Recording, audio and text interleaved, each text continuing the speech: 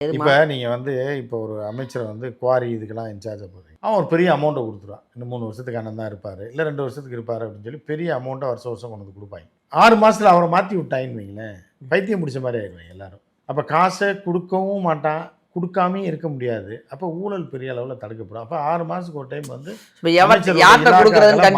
ஜெயலலிதா மாதிரி மாற்றிக்கிட்டே இருக்கணும். ஜெயலலிதா 3 மாதத்துக்கு ஒரு டைமில் மாற்றும், 15 நாளில் எல்லாம் தூக்கி விட்டுருக்கு. இந்த அளவுக்கு போகிறேன்னா கூட 6 மாதத்துக்கு மாற்றி விட போது காசு கொடுக்குறவனுக்கு ஒரு பயம் வரும். ரொம்ப பெரிய அமௌண்ட்டாக கொடுக்க வேணாம், கொஞ்சமாக கொடுத்தாது. ஏன்னா அடுத்து யார் வருவான்னு சொல்ல முடியாது. இவன் வந்து அந்த இதை ஸ்டடி பண்ணி லஞ்ச ஊழலில் ஈடுபடுறதுக்குள்ளே அந்த ஆளை தூக்கி துறையை மாற்றி விட்ருவாங்க. மாற்றி விட்டாங்கன்னா பிரச்சனை எல்லாம் போகும். யாருமே முழுசாக ஆட்டையை போட முடியாது. ஆமாம், இதான் ஊழல் ஒழிக்கிறதுக்கு ஒரு பிளான். இதெல்லாம் தெரிஞ்சு அவங்க சாக்காயிடுவாங்களே. யார்? அப்போ தானே ஊழல் ஒழியும். ஊழல் ஒழிக்கணும்ல.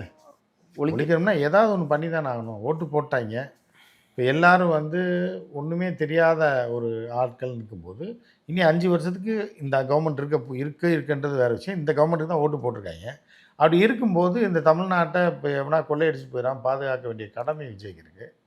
அப்போ இதெல்லாம் விஜய் செஞ்சால் நல்லாயிருக்கும். திட்டம் இருக்குன்றாங்க. 6 மாதத்துக்கு ஒரு டைம் விழாவை மாற்றிட்டு இருந்தால் அமைச்சர்கள் பெரிய அளவில் ஊழல் பண்ண முடியாது அப்படின்றது.